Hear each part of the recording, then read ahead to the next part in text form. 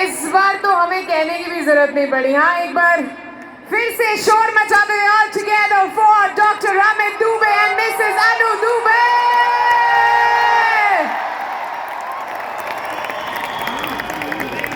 Okay, dance तो आपने देख ही लिया, मैम ने भी कर दिया और मैम ने सर को भी डांस करवा ही दिया। उसके उसके लिए एक बार फिर से अनु मैम के लिए जोरदार तालियां हो जाए ऑल टुगेदर एवरीवन। और इससे पहले कि हम रिकग्निशन की शुरुआत करें, अनु मैम आप यहाँ पर मौजूद हैं, डांस तो आपने करके दिखा दिया, 2 लाइनें अगर हम आपसे सुन लें तो और मजा आ जाएगा। तैयार हैं? तैयार हैं? So can we all make some noise for Mrs. Anu Dubey?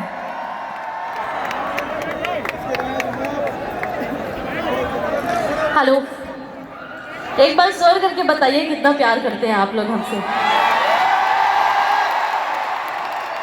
सभी को यूपी, बिहार, झारखंड हर जगह से आए सभी लीडर्स को, सभी मेरे चाहने वाले को मैं अनु दुबे की तरफ से प्रणाम, नमस्कार।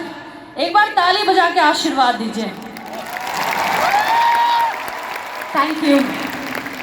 2 लाइन का बात है तो आज मुझे वो दिन याद आ रहा है जब मेरा शादी सर से हो रहा था। मेरे पापा बहुत प्यार करते हैं मुझे, मैं उनकी बहुत लाडली बेटी हूँ। वो बहुत परेशान थे कि अन्नू का शादी एक ऐसे लड़के से होने चाहिए जो अन्नू को बहुत प्यार करे, अन्नू जिस फील्ड में चाहती है आगे बढ़ना उसमें सपोर्ट करे, एक अच्छा लड़का हो। मेरे पापा के मन में बहुत सारे ख्याल थे मेरे शादी को लेके और पापा चाहते थे मेरा शादी। बहुत सारे रिश्ते भी आते थे, बहुत सारे रिश्ते, IAS ऑफिसर सारे, लेकिन पापा ने मेरे लिए सर को चुना। और मेरी और पापा से हमेशा एक डिस्कशन होती रहती थी कि पापा आप जिस लड़के को चुनोगे मैं शादी उनसे ही करूँगी। और मुझे पूरा विश्वास था कि पापा मेरे लिए एक अच्छा लाइफ पार्टनर चुनेंगे। लेकिन पापा ने डिस्कस किया कि लड़का है और मार्केटिंग में है। पहले तो मैं अपसेट हो गई, फिर मेरा लड़ाई स्टार्ट हुआ पापा से। क्या बात कर रहे हो पापा, आप मेरे लिए मार्केटिंग का लड़का देखे हो? आप तो जानते हो, आप इतना सारा कंपनी के बारे में आप जानते हो, मैंने भी बहुत सारी कंपनियों के बारे में सुना है, ऐसा वैसा दिस दैट, बहुत सारी बातें होने लगी। लेकिन जब मैं सर से मिली तो आपको पता ही है सर का ऑरा ही कुछ अलग है। सबसे पहले तो मुझे सर पसंद आए, उसके बाद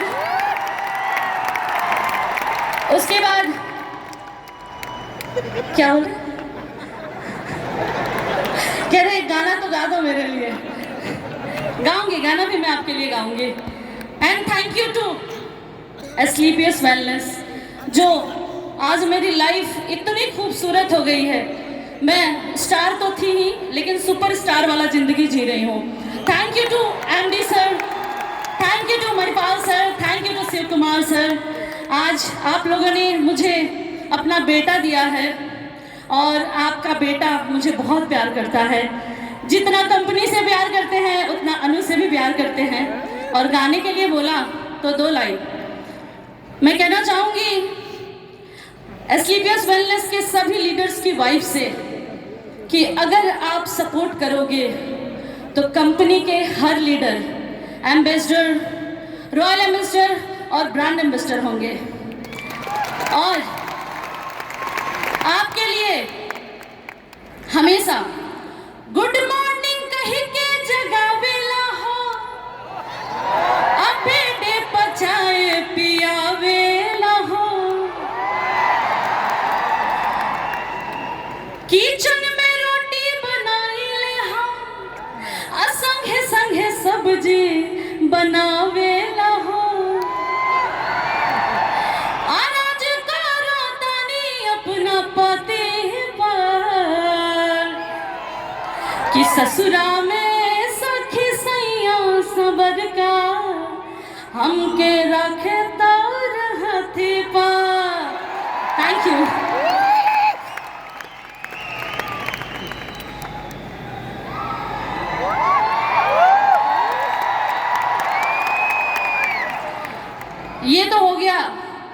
स्लीपियर्स से जितने लोग प्यार करते हैं उनके बारे में, लेकिन जो स्लीपियर्स को छोड़ के गए हैं ना, उनके लिए सिर्फ 2 लाइनें।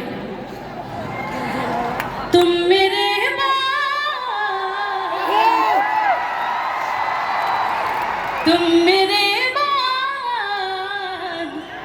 तुम मेरे बाद मोहब्बत को तरस जाओगे। Thank you.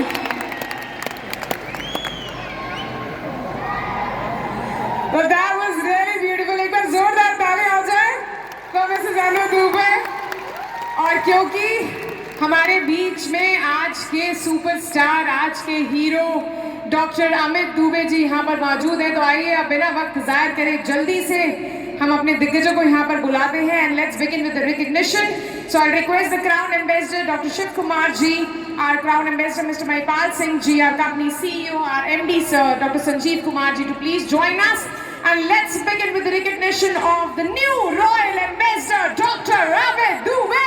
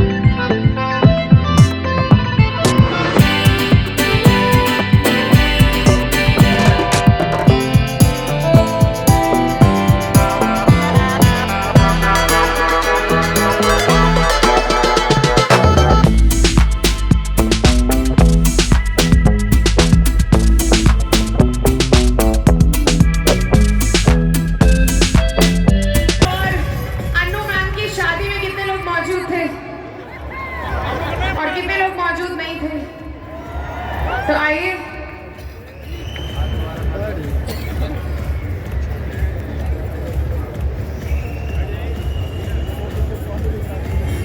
हाँ जी, मैम ने कहा भाई जब मेरी शादी पक्की हुई तो मैं थोड़ी सी कश्मकश में थी क्योंकि मैं एक मार्केटिंग वाले से शादी कर रही थी। अब मैम शादी कर रही हैं एक रॉयल एम्बेसडर से।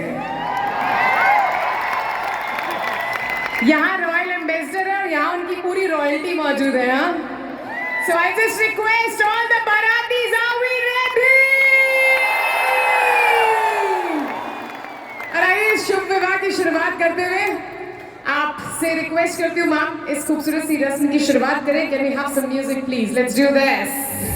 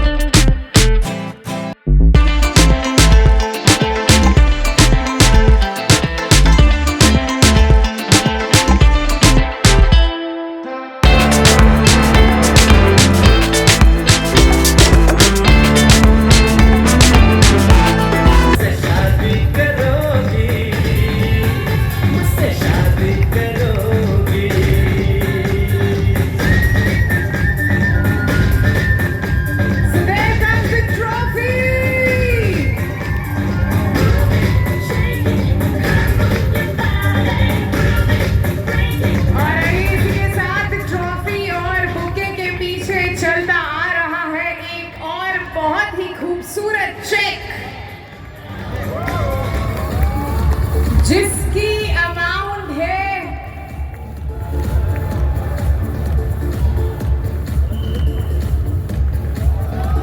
Let's give it up! 2 crores 85 lakh! जोरदार तालियां guys everybody!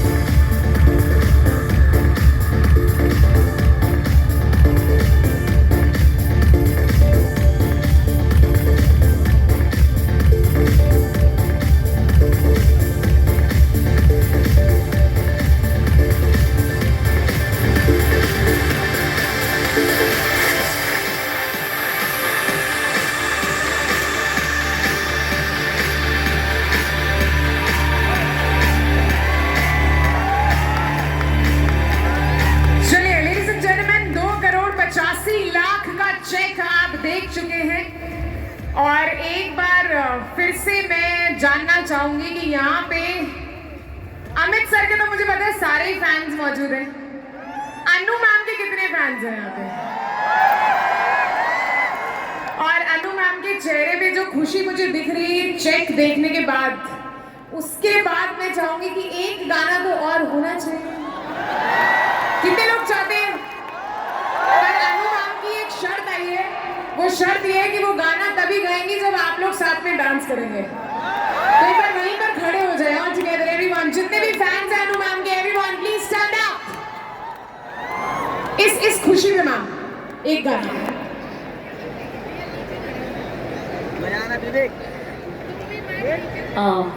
सर ने स्पेशली कहा है, बिल्कुल। एमडी सर को तो मैं अपना गार्जियन मानती हूँ, बहुत प्यार करते हैं हम लोग को बच्चों जैसा, हमेशा कुछ ना कुछ बताते रहते हैं क्या करना चाहिए।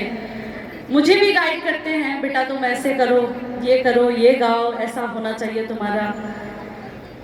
लेकिन गाने की बात हुई तो मैं चाहूँगी अगर आप कुछ प्ले कर दे क्रॉके वगैरह, तो मैं ऐसे विदाउट म्यूजिक थोड़ा सा सुना सुना लगता है, लेकिन आप ताली बजाएंगे तो हम गा सकते हैं। ठीक है, 2 लाइन। सुंदर हम बानी केकराल काम बानी। अगर ताली बजाएंगे तो बहुत अच्छा लगेगा, बस ताली बजाना है, दोनों हाथ उठा के मीठा मीठा। 1 2 3 4। सुंदर हम बानी केकराल काम बानी, सुंदर हम बानी केकराल काम बानी, पूरा पट्टीदारी में नंबर 1 बनी, पूरा पट्टीदारी में नंबर 1 बनी। ससुर में मिलल मो घरवा 2 ताला, अरे घरवा 2 ताला, केहू के रोब ना सहाला, बलम AWPL में कमाला, अमार के चाली उल्टी पाला, बलम हमर AWPL में कमाला। Thank you.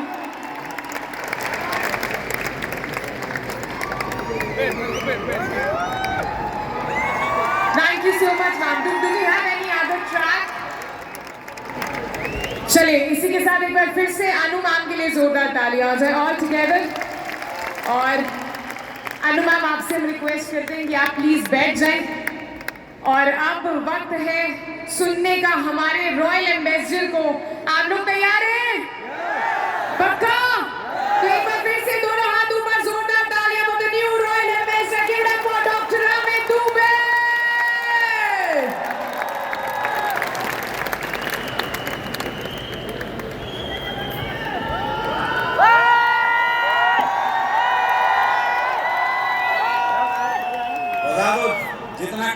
बाकी है सब निकाल दो।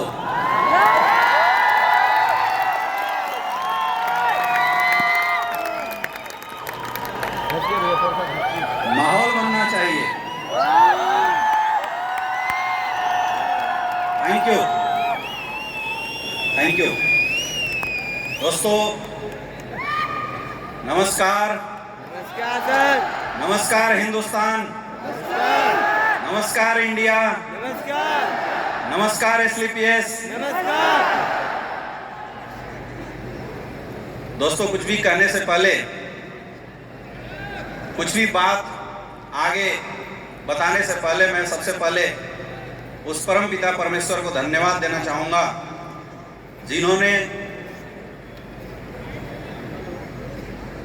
करोड़ों योनियों में इंसान के रूप में हमें जन्म दिया और जीवन में मौका दिया हिंदुस्तान का सबसे पवित्र काम डायरेक्ट सेलिंग इंडस्ट्री में काम करने का, और डायरेक्ट सेलिंग में भी SLPS वेलनेस के साथ काम करने का मौका दिया। इसलिए मैं परमपिता परमेश्वर को बहुत बहुत धन्यवाद देना चाहूँगा।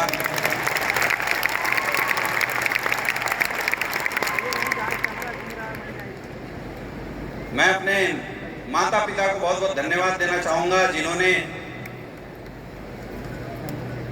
गरीब परिस्थितियां होने के बावजूद भी कभी भी मोरल डाउन नहीं किया और जीवन में हमेशा एक ही चीज़ बताया कि बेटा जहाँ भी रहना या तो ओनली वन रहना या तो नंबर वन रहना।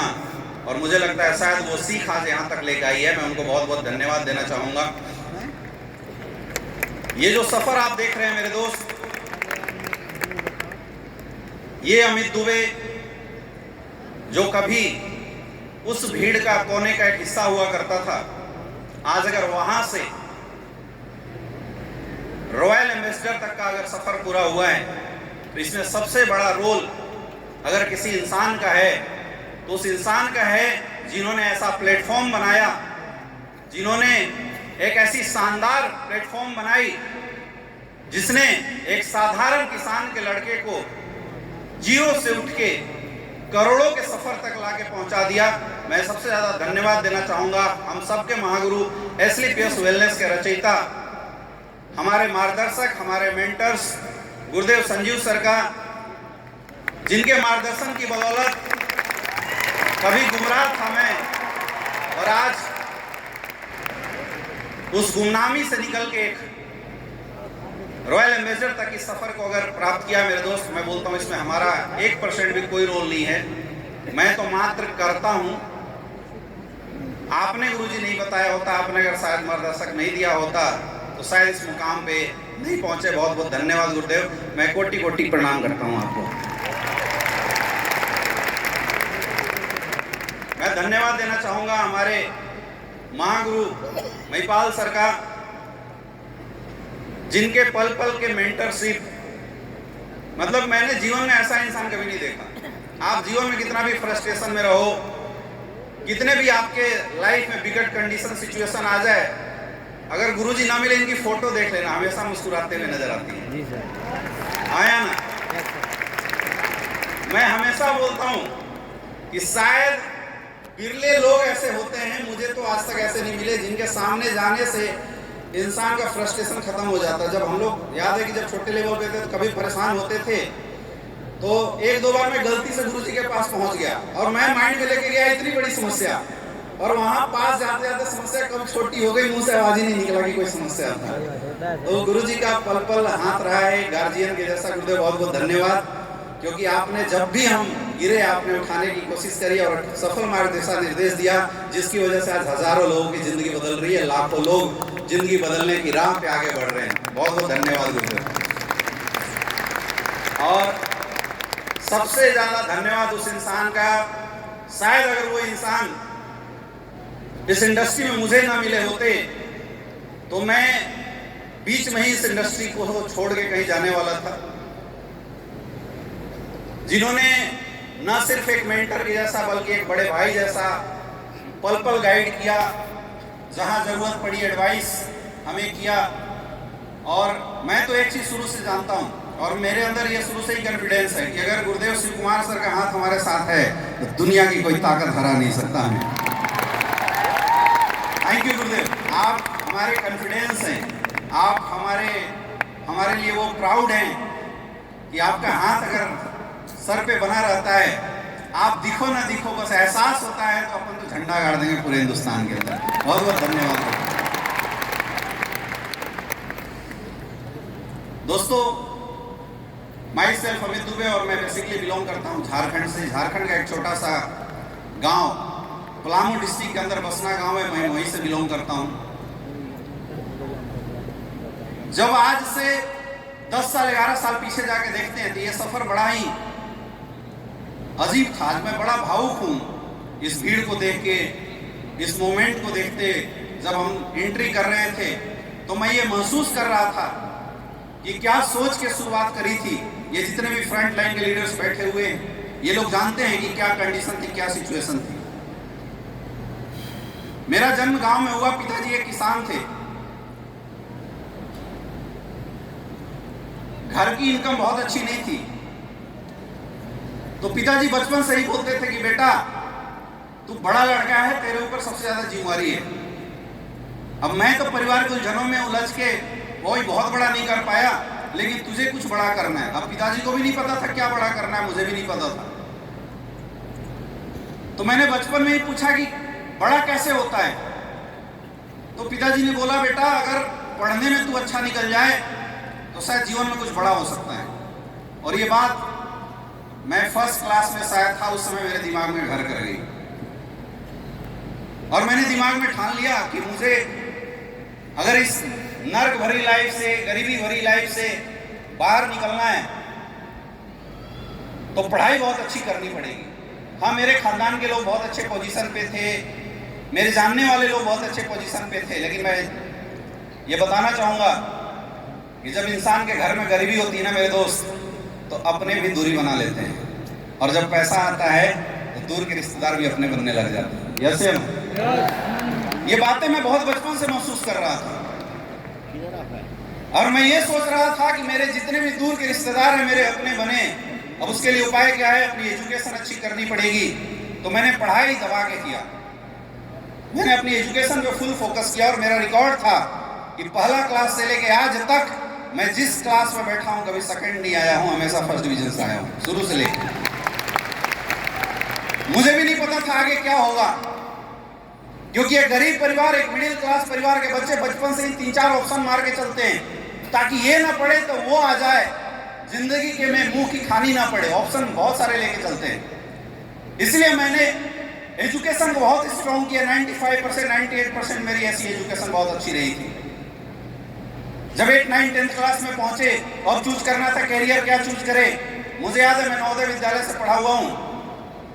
10th के बाद नवोदय विद्यालय में दूसरे स्कूल में ट्रांसफर होता है, तो कुछ बच्चे जिनके पेरेंट्स थोड़े मजबूत होते हैं वो बाहर निकल जाते हैं, वहाँ से कोचिंग करते हैं, 11th 12th क्लास में पढ़ाई करते हैं और फिर MBBS की तैयारी करते हैं, प्री एग्जाम की तैयारी करते हैं, IIT की तैयारी करते हैं। लेकिन मेरे पास इतने पैसे नहीं थे, मेरे पिताजी के पास इतने पैसे नहीं थे। मेरी सिस्टर की शादी हुई थी तो मैंने पिताजी से पूछा कि क्या करना है। बोले बेटा इतने पैसे अभी है नहीं, क्योंकि तुम्हारे 5 भाई बहन है, सबका कोटा मैं तुझे नहीं दे सकता, 2 साल तुझे और निकालने पड़ेंगे। मैं 11th 12th नवोदय विद्यालय में गया और ये सोच के गया कि परिस्थितियों का गुलाम नहीं बनूंगा, जो करना है यहीं से करेंगे। मैंने अपनी 11th 12th की पढ़ाई करते हुए फर्स्ट अटेम्प्ट में MBBS का एग्जाम क्वालिफाई किया था। जब रिजल्ट आया न्यूज में पेपर्स में निकले, क्योंकि उस दौर में 2011 की बात कर रहा हूँ, 2011-12 में MBBS में सिलेक्शन हो जाना बहुत बड़ी बात होती थी। और मुझे मां सरस्वती का आशीर्वाद था कि मैंने खुद से तैयारी करी और मेरा एग्जाम निकल गया। अब आई एडमिशन की बारी, एडमिशन ले लिया। अब जब पढ़ाई शुरू किया तो आज के डेट में लोग बोलते हैं यार क्या करोगे पैसे का। मेरे दोस्त, अगर पैसा ना हो ना तो तुम अपने बच्चों को अच्छे से पढ़ा तक नहीं पढ़ सकते। चाहे कितना भी स्कॉलरशिप हो जाए, किताब कॉपी लेने के लिए तो पैसे चाहिए।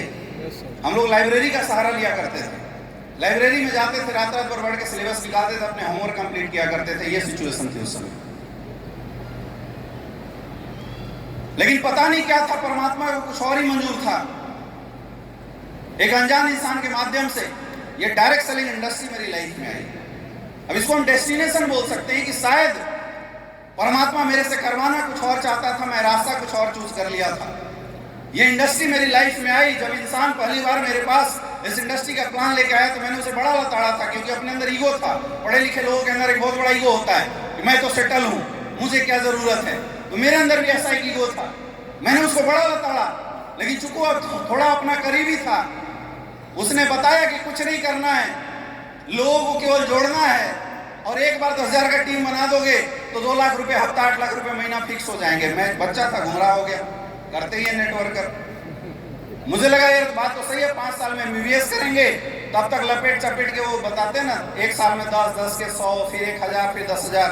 तो 4 साल में मैंने भी कैलकुलेशन लगाया कि 5 साल में इधर MBBS निकलेगा, इधर 10,000 का टीम बनाएंगे, 2 लाख रुपए हफ्ता, 8 लाख रुपए महीना आएगा, मस्त हॉस्पिटल खोलेंगे, अपनी जिंदगी सेट। ये सोच के इस इंडस्ट्री के अंदर आ गया। लेकिन जब मैंने काम करना शुरू किया, लोग हमारे साथ आने शुरू हुए, बहुत सारे लोगों ने बिलीव में लेना शुरू किया, विश्वास करते थे और आने शुरू हुए, टीम बननी शुरू हुई। लेकिन बिना सीखा इंसान कहां तक काम कर सकता है। मैंने इस इंडस्ट्री में 4 साल विदाउट एनी अपलाइन काम किया था, 4 ईयर। एक सिंगल अपलाइन का मैंने दर्शन नहीं किया, अपलाइन होता क्या चीज है, जब हमने शुरुआत किया था। बिना एजुकेशन रिकॉर्डिंग लगा लगा के वहां से सुन सुन के हम लोग काम किया करते थे।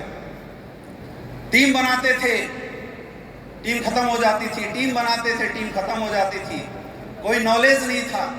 कुछ लोग ऐसे आए जो ला के बोलते थे, सर वाकई इस इंडस्ट्री में कैरियर है क्या? तो हम लोग भी मोटिवेशन में बोल देते थे, यस है। और मैंने देखा कि बहुत सारे ऐसे लोग, जैसे ज्ञानेंद्र शर्मा जी हैं, मिस्टर आदित्य सर हैं, ओपी साहब हैं, ये वो लोग थे जिन्होंने मेरे पे भरोसे करके, अविनाश गुप्ता जी, पढ़ाई छोड़ दिया, कोई जॉब छोड़ दिया। ओपी साहब से मैं मिला था रात को 12-1 बजे, हमने प्लान किया था, और ओपी साहब ने बोला कि सर क्या इसमें कैरियर है? मैंने बोला हाँ सर कैरियर है। बोला कैरियर है तो फिर हम गार्ड की नौकरी क्यों करें, लेफ्टिनेंट से रिटायर है, चलो छोड़ देते हैं। 1 दिन में जॉब छोड़ दिया।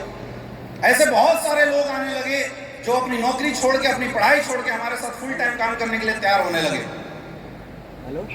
और उस समय मैं उधेड़ में था कि मैं क्या करूं। ये गलती से गलत डिसीजन ले लिया, लक्ष्य कुछ और, डिसीजन कुछ और, परमात्मा कहीं और संकेत कर रहा है। और मुझे लगता है कि काशी के अंदर शायद काशी विश्वनाथ मुझे आदेश देने की कोशिश कर रहे थे कि बेटा तेरा जन्म तेरी और तेरी परिवार की कैरियर के लिए नहीं हुआ, तेरा जन्म समाज की कैरियर बनाने के लिए हुआ है। तुझे डायरेक्ट सेलिंग के अंदर जाना पड़ेगा। और फिर मैंने निर्णय लिया कि अब जो लोग हमारे ऊपर विश्वास कर रहे हैं, भरोसा कर रहे हैं, उनके करियर के साथ मैं खिलवाड़ नहीं कर सकता। और मैंने डिसीजन लिया कि मैं इस इंडस्ट्री को अपना करियर बनाऊंगा। एक भटकाव था मेरी लाइफ में, क्योंकि पढ़ाई करते थे, दिन भर पढ़ाई करो, शाम को बिजनेस जमता नहीं था। तो मैंने MBBS क्विट किया और मैंने सेकेंडरी कोर्स में एडमिशन लिया, दूसरे कोर्स में एडमिशन लिया, और पढ़ाई के साथ बिजनेस की शुरुआत करी, बिजनेस करना शुरू किया। और ये वादा किया था अपने लोगों से कि टेंशन मत लेना, धरती हिल जाए मैं छोड़ के नहीं जाऊंगा, और रंग तो बदलेंगे मेरे दोस्त। आज यहाँ बहुत सारे ऐसे लोग हैं जो एग्जाम्पल हैं। 3, 4, 5 साल स्ट्रगल, 4 साल स्ट्रगल करने के बाद जब जीवन में कुछ नहीं हो रहा था, एकाएक मेरे पास शिव कुमार सर का उस समय कॉल आया था। और सर ने मेरे से पूछा, सर क्या चल रहा है, चले ना चले? मैं बोला सर बढ़िया चल रहा है। बोला करियर